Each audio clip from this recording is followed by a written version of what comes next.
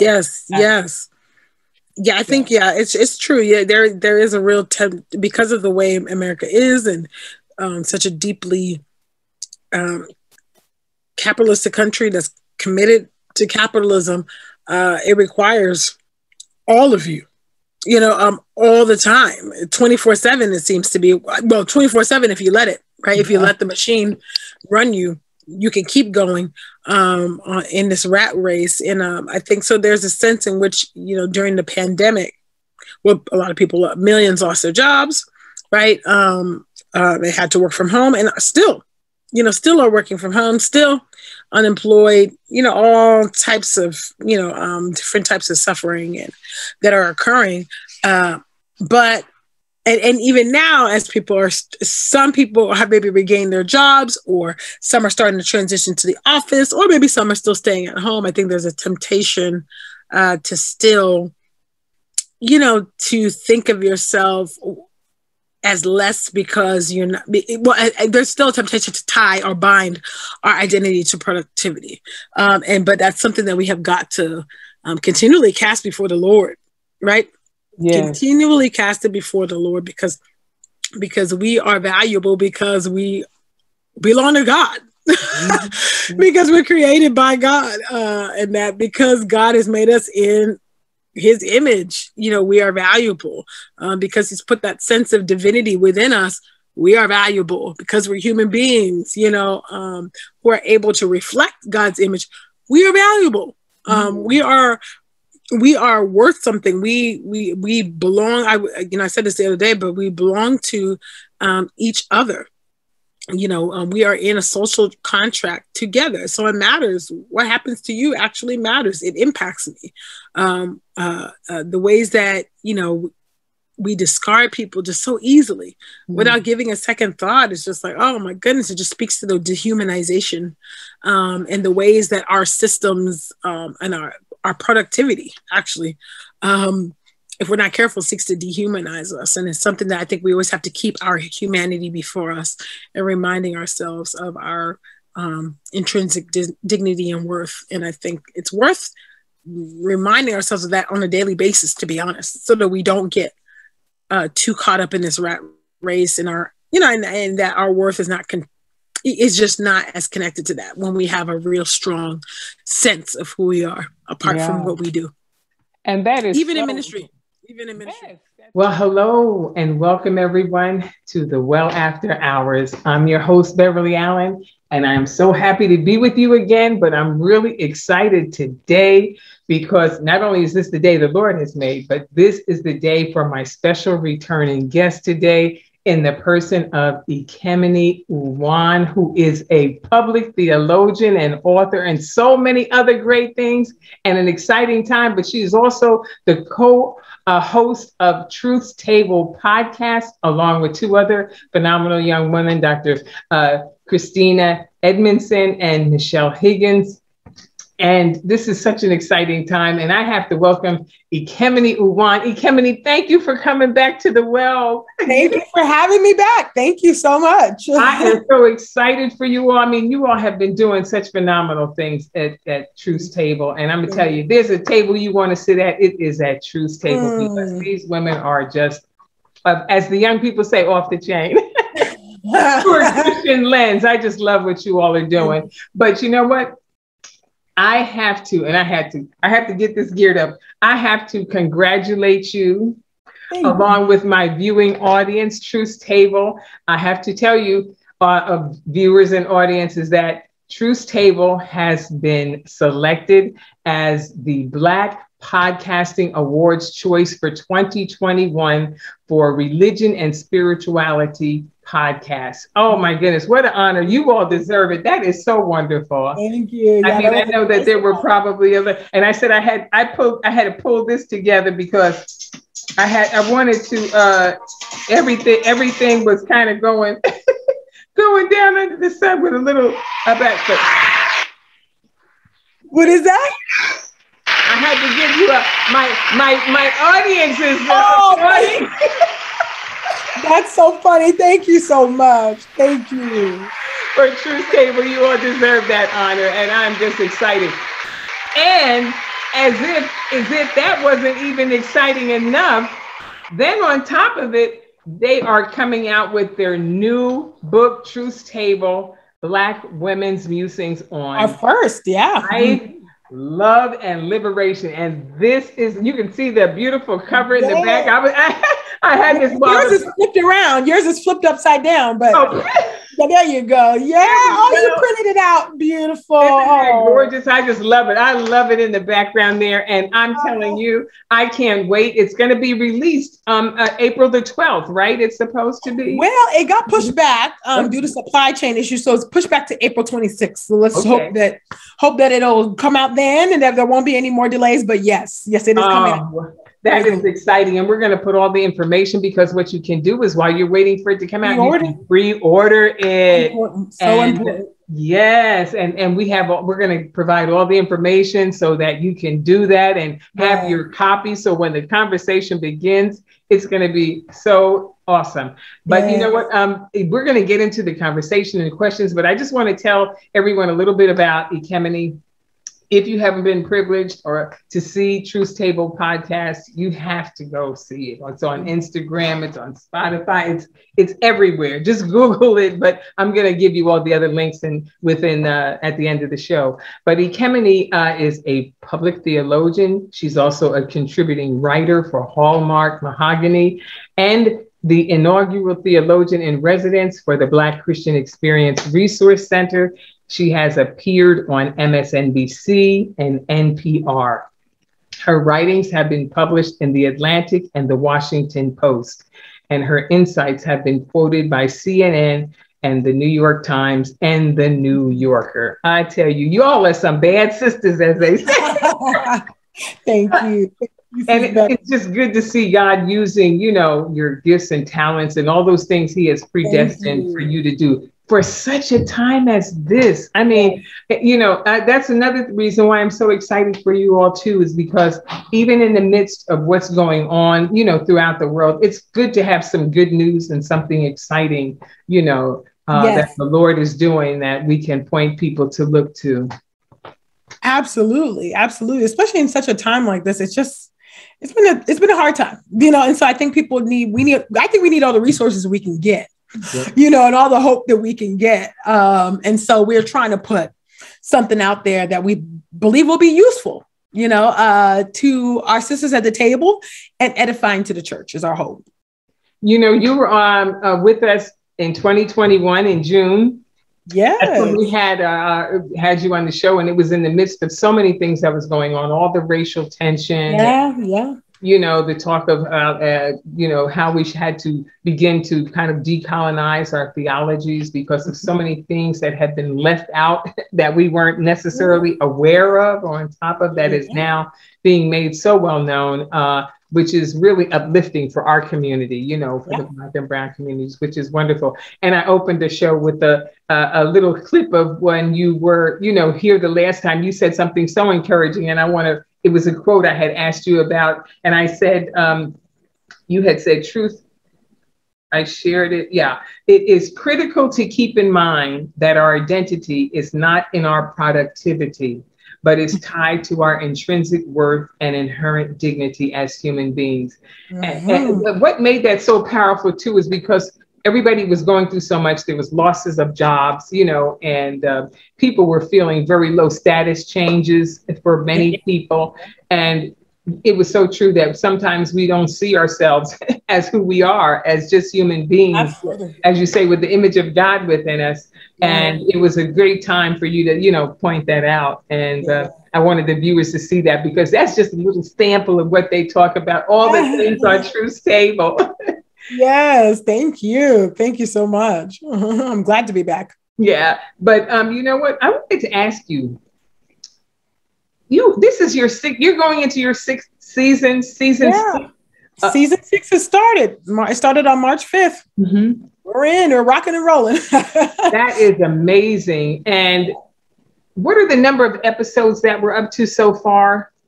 I think, God, it's been so many. I lost count.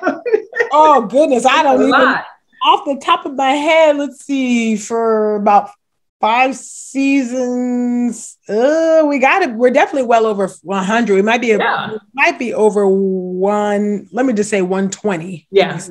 I know it's been a lot. It's hard to count. Over 120 probably. Yeah. So every season is about 30 to 35 episodes, somewhere around there. Mm-hmm. So yeah. That is amazing. And how did you all come together? You all are friends, both you, Christina, and Michelle are friends. How did you all determine, or how were you led, or what was that inner unction that got you to, say, you know what, we need to do something for this? I mean, Truth Table came about because initially it was in the fall of 2016, I believe, that we were at a conference and our now producer sat down next, we're at lunch, and he sat down next to me and said, hey, have you thought about doing a podcast like you by yourself? And I said, I don't think I would want to have a show, just me pontificating. There's nothing wrong with that. It's just, I don't know that I would want to carry a show in that way, or even if I could, and the desire and the labor. And I was like, I don't know if I can do that. And he was like, well, what about you and Michelle and Christina? And I was like, I was like, okay, that's a very real possibility. And so I just took that to the two of them and asked them, hey, what do y'all think about us starting a podcast with the three of us talking about culture, race, whatever we want to talk about, And and so they came back. I said, think about it, pray about it, get back to me. And they did, and they came back with a yes. And that honestly is how Truth Table was born. That's awesome. And the description that you give, midwives of culture for grace and truth, I thought that was just, Yeah. Too. Yeah, we try to live up to it. I think we do. But yeah. Yeah. Absolutely. So we came up with the tagline, the name for the show, and all of that is us. Creative production, direction of the show, that's us. Yeah. That is amazing. Sometimes people see podcasts and they think it looks easy because, you smooth out, after a while, you smooth out all the little wrinkles and things. They have no idea how much it takes behind the scenes to put together. Oh my goodness. A moment like that, Mode and it's serious. Yeah. It takes a lot of work. It's a lot. We did not know. We did not know either. Okay. So, because none of us were really podcast listeners. We weren't when we started. And truthfully, we still kind of aren't. And so we're just honestly walking by faith and just doing it. and that's so true because, as the Lord leads you to do something, it's like he doesn't give you the whole big picture because probably it would scare you, but he just gets you to take one walk at a time, one step at a time. Absolutely. And you learn as you go, but once you take that faith first step.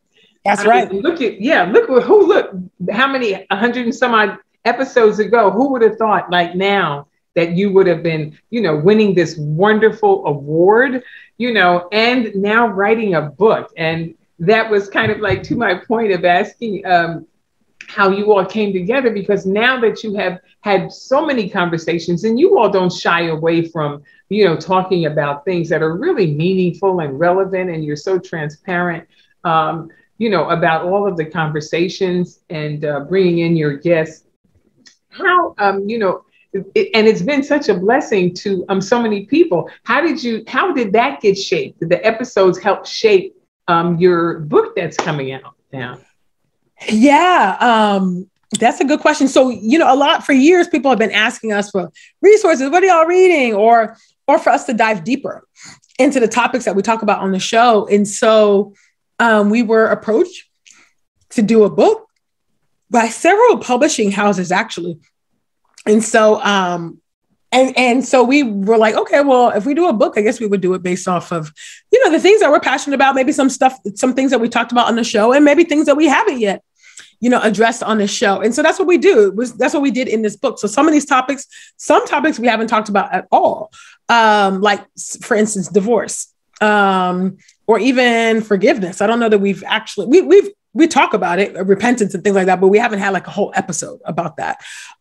We have done a 2-parter on colorism, but this is, writing is much different than the podcast. And there's a lot of depth in the podcast, but it's much more weighty in the book, because I write about my experiences there. And so, yeah, we went based off of the topics on the show, but also based off of the things that we are wrestling with, things that that are near and dear to our hearts. And that's how we determine what topics we would talk about, or write about, I should say. Sorry.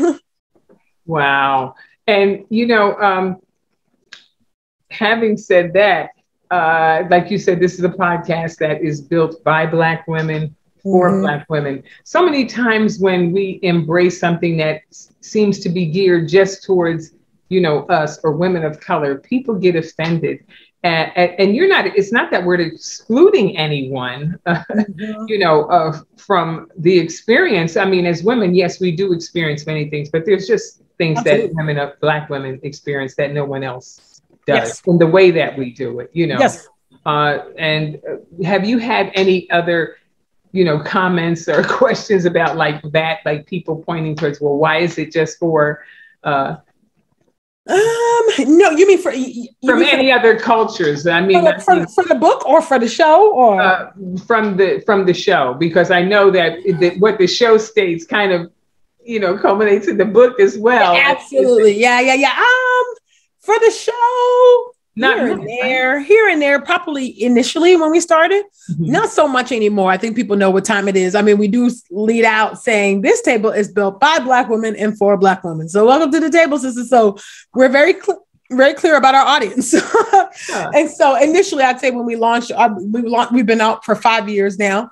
So initially, for first 1 to 2 years, a little bit, but after that, we haven't heard much of that anymore. Wow. And I really kind of brought that up because I want to talk about, there's a couple of things like from like Christianity Today, they listed, you've been listed as 10 new or lesser known female theologians worth knowing. Mm-hmm. And Truth's Table is also listed in Christianity Today as 12 podcasts for your summer listening list. And they're telling people to go to Truth's Table, listen at them. If you want to learn something on race relations or, maybe some of the racial discussions that are in the, community of color, to listen to that. And I'm just saying, when you get the eye or the ear of such large media, companies as like the New York Times and them, that's really something. That's not a small thing, because there's so many podcasts, and it's not like it's the only, podcast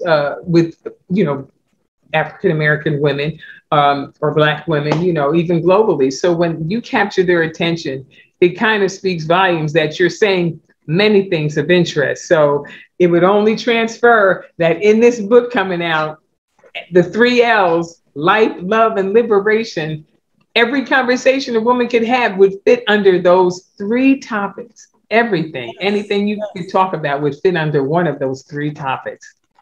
Yes, absolutely. And so, the reality is that, initially when Truth's Table started, we really did carve out a niche and a lane for ourselves. They're just part of why it started was that in the religion and spirituality space, it was very, very white. And it was like, where's the representation for Black Christian women? Like, we are actually the most devout, faithful churchgoers, and congruent in our faith. And I was like, this is not reflected in these charts. And why is that? And so we thought it was really important to be able to foreground Black Christian women's faith perspective. And so that's what we've done on Truth's Table. And so yeah, there are many podcasts. There's so many now, right? But we started in 2017, right? Oh, and there were still a lot then, but we started, before I would say a big flood, of podcasts came into the market. And so we really did carve out our own niche. And I think even to this day, I don't know that there are other podcasts that do exactly the same thing that Truth's Table does, so, and that's just all, honestly, that's not to toot our own horn. That's just by God's grace, and the skills and the expertise and the things that he's given us and the unique callings that he's given us that have made Truth's Table what it is. And so even though it's taking a different shape, because it is taking a different shape in season 6, which is our current season, in that it's myself and Christina that are going forward. Michelle is has departed from Truth's Table formally in that way, because she'll be doing a lot of her ministry and other projects that she is committed to.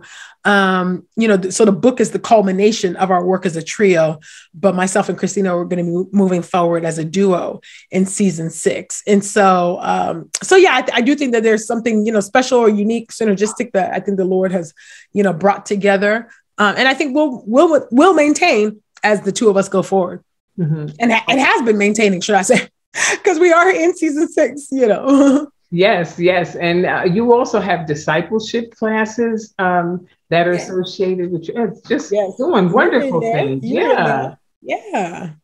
That is awesome. Yeah. And, and I'm saying that I want to just take a minute to share with the viewers a little bit of what Truth's Table has done, is doing, and forward to doing. And so don't go away. We're going to show you just a little clip to give you some insight into Truth's Table. If you haven't seen it, you have to go and view it. And we'll be right back.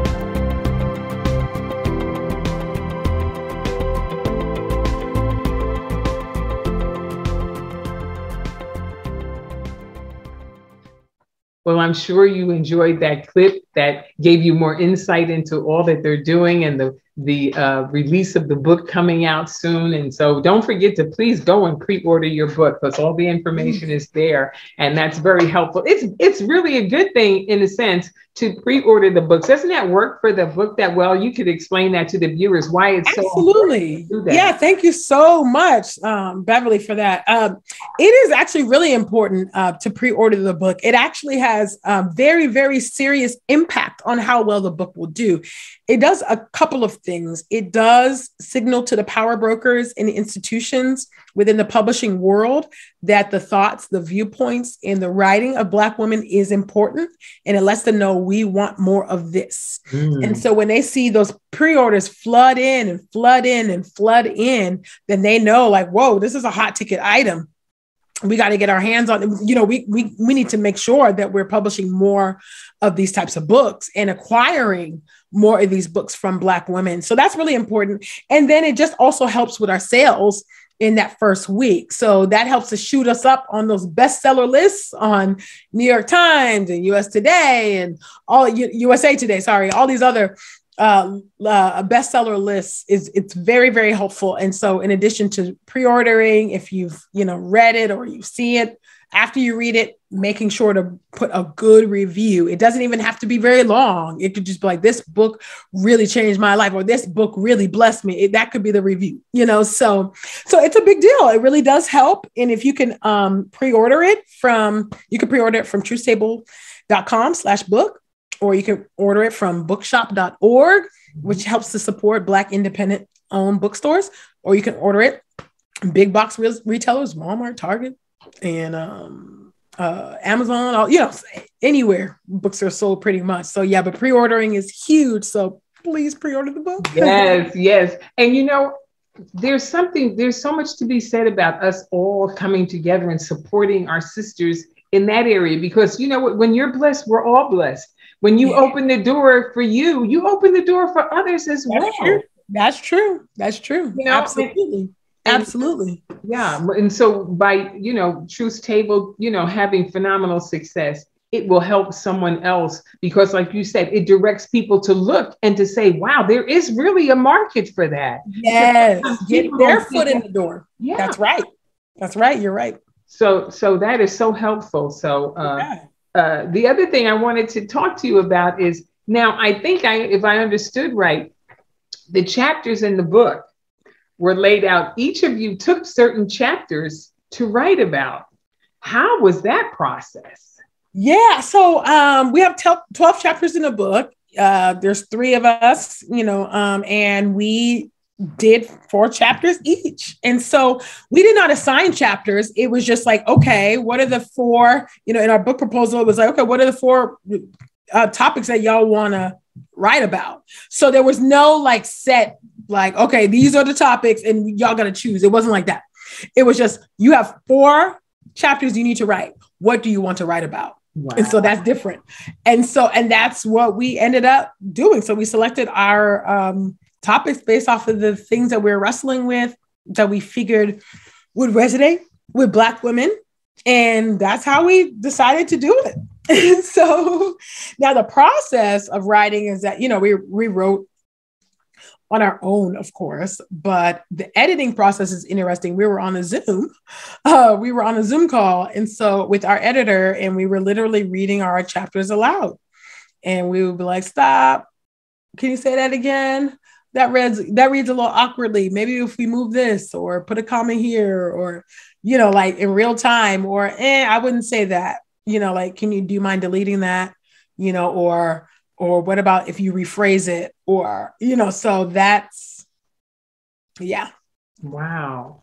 And boy, just knowing a couple of the chapters on colorism, that's a huge chord you struck, putting that in there. I think most of us can relate to that on different levels, no matter what side of the, you know, shade that you're on. So, yeah. And then with a singleness, and then marriage and divorce. I mean, you all have left no stone unturned. Oh my goodness, there's so many stones that there's so many things we could have talked about. But yeah, I mean, we tried to cover the gamut there. We tried to cover the gamut. I'm looking, I can't wait to get my copy. I'm just so, you know, I can't wait to get my copy. And as even the viewers had a chance to see in the clip that they saw, the wonderful reviews, you know, by really notable thank you, scholarly, you know, religious leaders, the religious community backing it up. It just says so much. And I'm so happy, you know, to see everybody come together. And I'm looking for a lot of different groups to be started. There's going to be discussion groups. Yeah. I mean, that's, you know, my prayer for you is that will happen, because I think that it's going to do so many things on so many levels emotionally, to be able to get people to feel comfortable to actually talk about it with each other, you know, to have chat, because so many things, because of maybe in past how things were presented in the church body, you know, it was very silent. And so now, you know, you can open the book and you have freedom there to actually address it. That's true. Yeah, you're right. And to speak about it. So I think that's going to help many people. It's going to be a blessing to many women. And, you know, and another chapter that I wanted to ask you about that you dealt with was on diaspora dreams. Yeah. Can you just give us a little bit of that? What are your diaspora dreams? Ooh, that one. Oh boy. Yeah. Diaspora dreams are, my goodness, that's probably my favorite chapter that I wrote. Wow. It's the one that makes me most emotional. But yeah, in that one, I'm writing about the reunification of our people, of Black folks who have been impacted by this transatlantic slave trade, who've been impacted by the colonialism, who have been, separated by those evil forces and evil systems, who have had emotional, I'd say, and psychological distances from one another. So Africans between African Americans between Caribbeans, Africans, you know, all these ideologies that were meant to keep us apart, you know, and meant to make us suspicious, you know, of one another.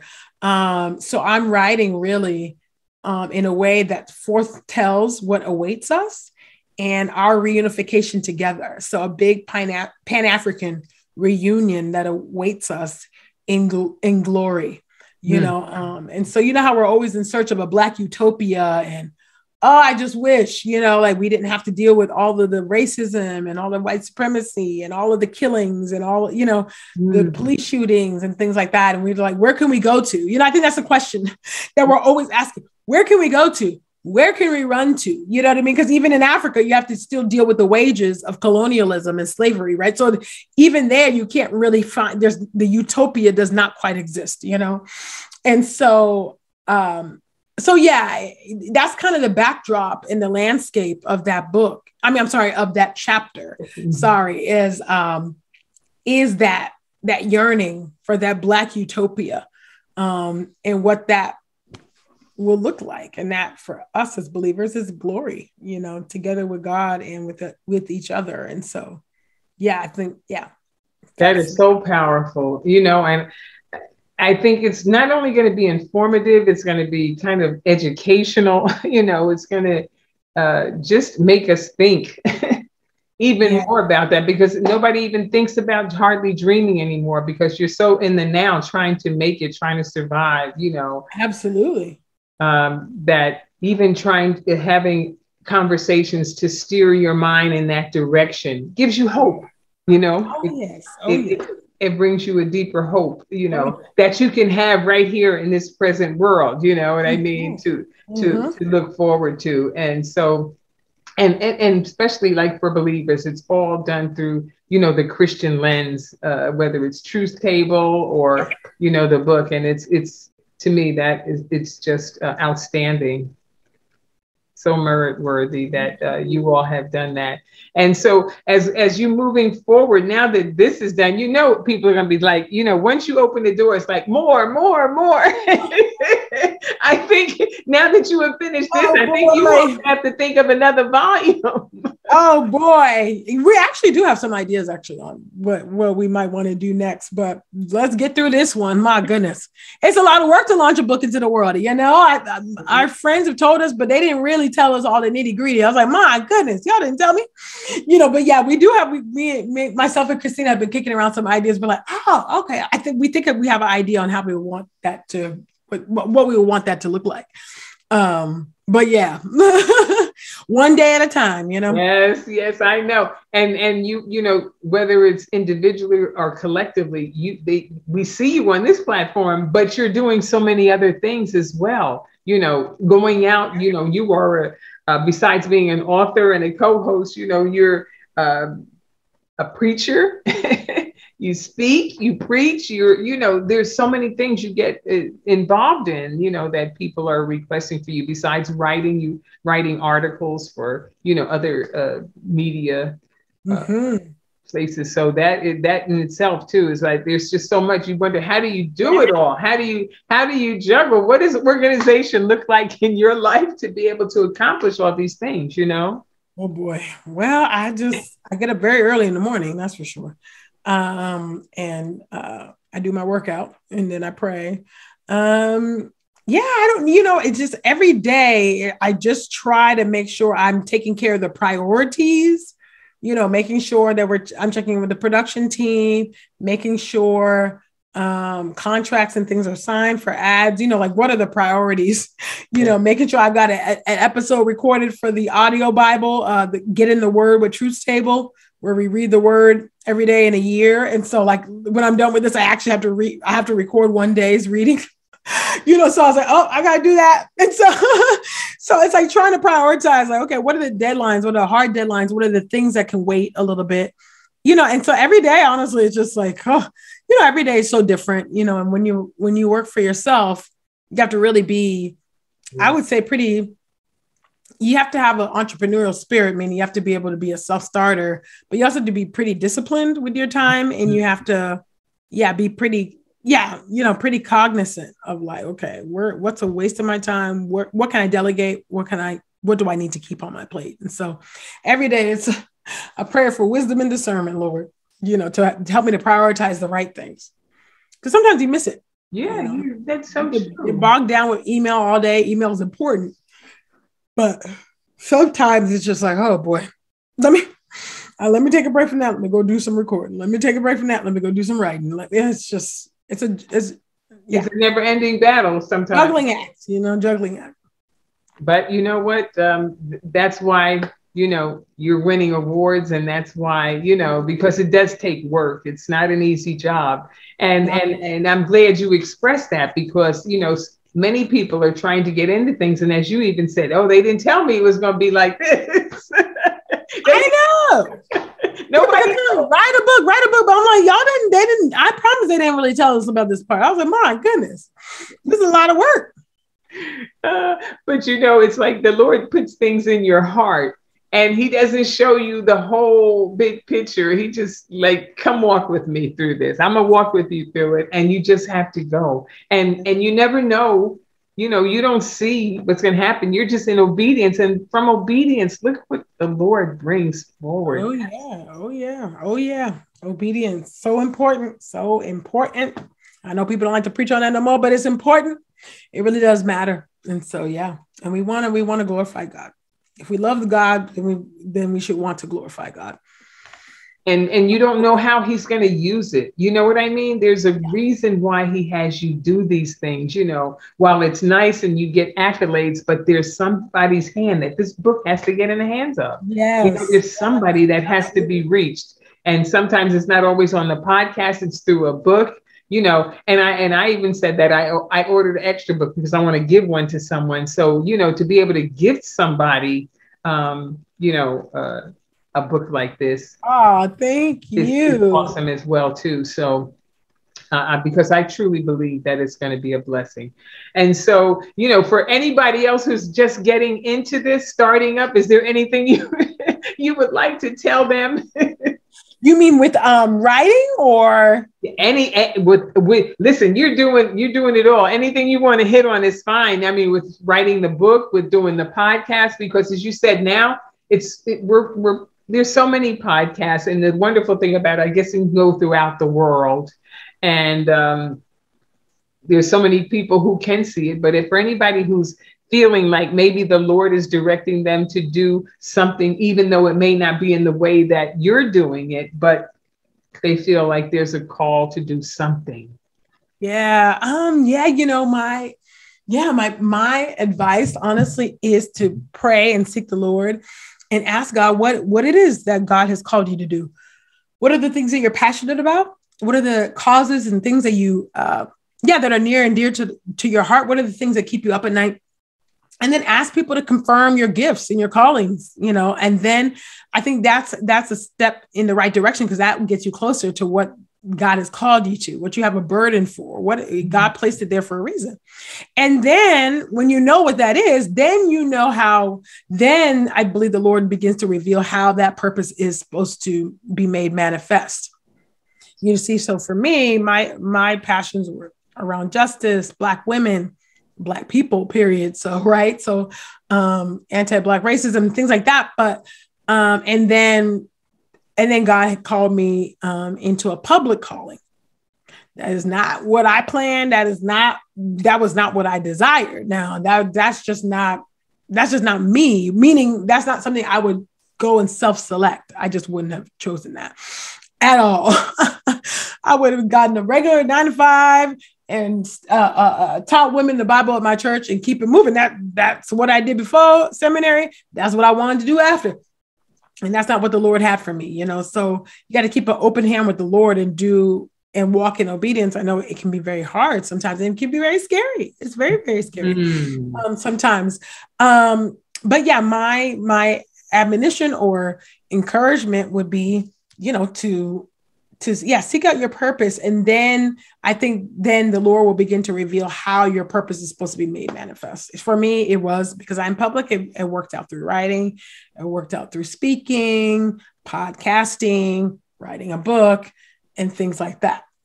I did not know that's what God had in store. I didn't even know that I had the ability to really write well until seminary. So when I was in my early 30s, so I just didn't know. So hey, you know, there's some late blooming gifts, you know, so it's never too late. As long as you have breath in your body, God can use you. So just yield to the Spirit. Amen, amen, amen to that. I tell you, well, that is most encouraging. I say that at the often is that it doesn't matter the age or the stage. If God is calling you to do it, just follow him, because he knows. Right. He knows. Yes, absolutely. Absolutely, he does. And as I say, as the older generation, my generation used to say, I'm going to run on and see what the end is going to be. And you know, it's like what I feel like. I got to know what's going to happen. I got to know what God wants to do. Yes. You got to know. I know. That's how we feel. It's like, but we on a need to know basis with God. He tells us when we need to know. I know we don't like that all the time, but hey, that's for our good sometimes. Because if he shows us too much, we get scared and we'll clam up. We won't want to do it. We'll run the other way, you know? So yeah. That's true. On this journey, let me ask you this very quickly before we, begin to close out. Has there been anything that has scared you the most?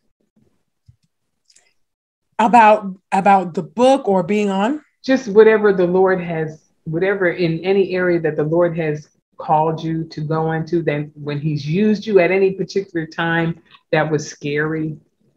I mean, I know we get nervous about things. Something that was scary. Well, I was very, very, I was terrified when I was done. Well, I've been terrified several times, actually. I was terrified going into seminary, because I didn't know why God was calling me into seminary.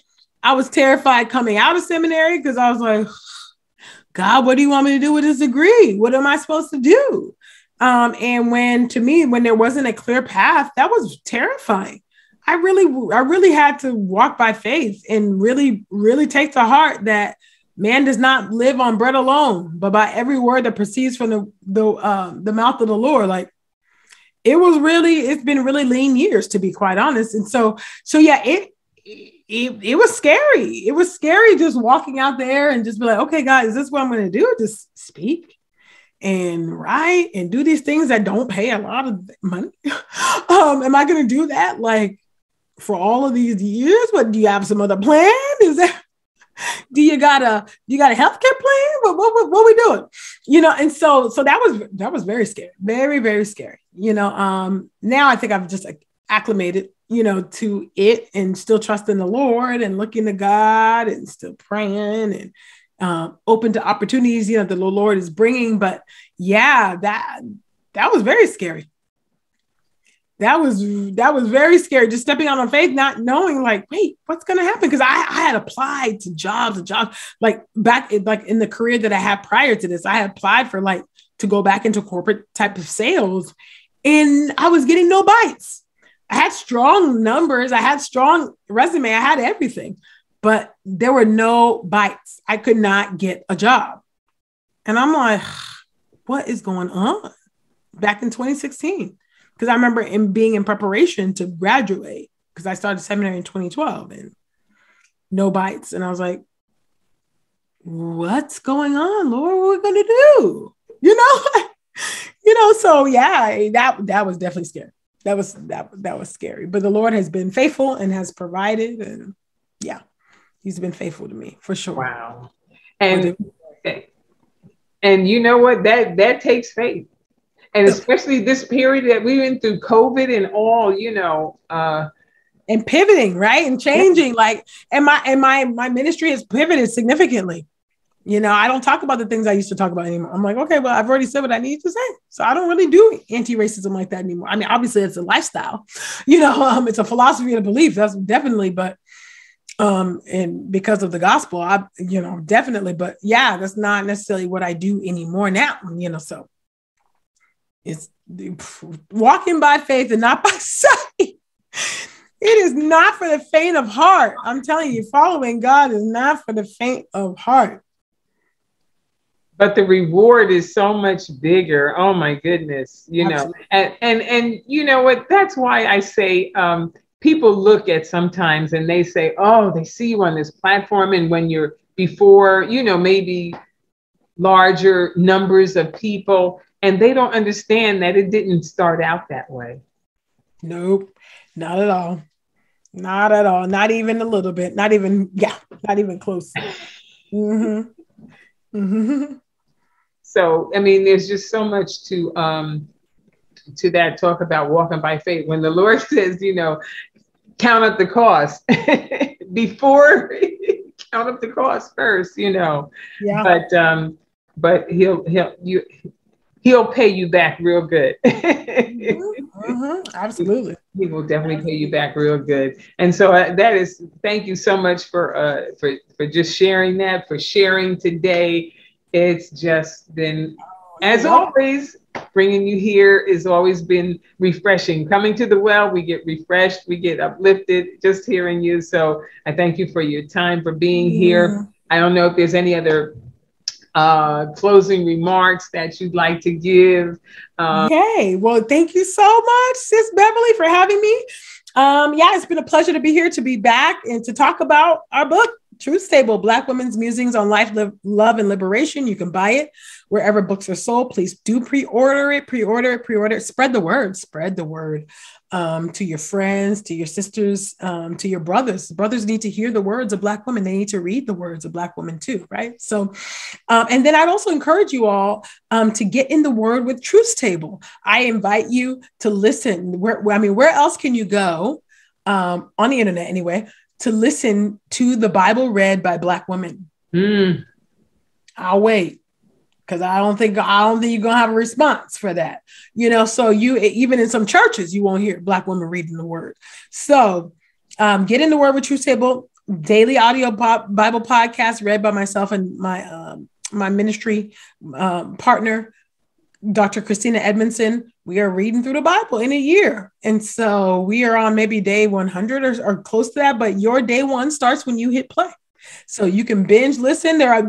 Each episode is no longer than 20 minutes. So we read and we pray at the end of each episode. So it's a great way to start your day or end your day, listening to the word before you go to sleep.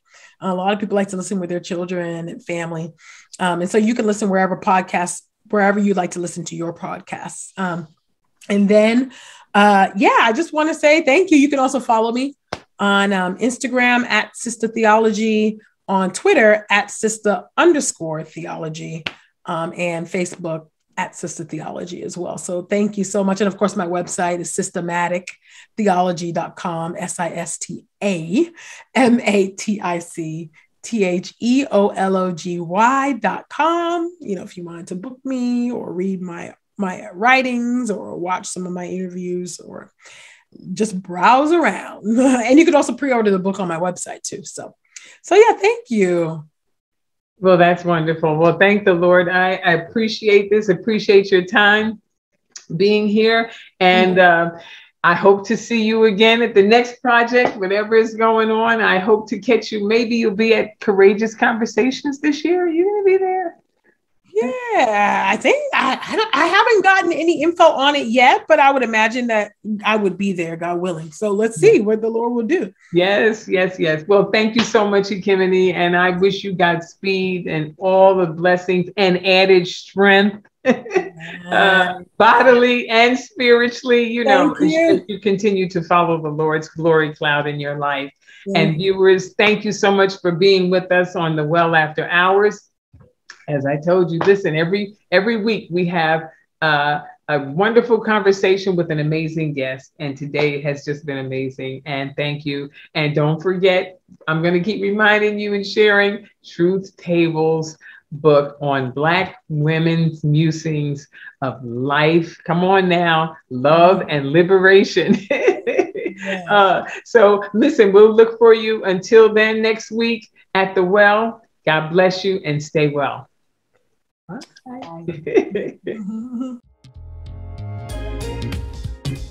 Bye.